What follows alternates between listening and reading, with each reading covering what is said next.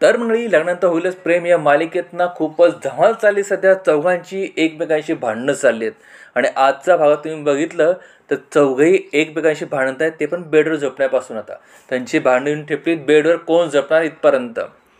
काव्या पार्थला म्हणत असते, पार्थ ऐकत नसतो, माझं घर आहे, मला खाली झोपायचं नाही, मला खाली झोपायचं सवय नाही, असं तो म्हणत असतो. मात्र ती त्याला म्हणत असते की बाबा माझं पाठ दुखायला ते खाली थंडीत झोपल्याने.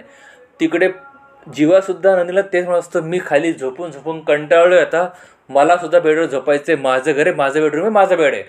मग उद्याच्या भागात आपण बघतो की नंदिनी त्याला म्हणते जीवाला की आपलं नातंच काही नाही आहे, मग आपण कसं झोपणार आहे बेडवर. तो म्हणतो आपलं नातं कसं नाही आहे, आपण एका रूममध्ये राहतो, सगळ्या गोष्टी शेअर करतो, आपलं पण नातं काहीतरी काही आहेच ना. आणि तिकडे काव्यासुद्धा पार्थला तेच म्हणत असते.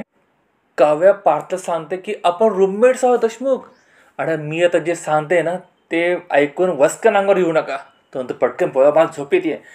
ती म्हणते आपण दोघे एकाच बेडवर झोपूया. असं म्हटल्यानंतर पार्थ म्हणतो काय.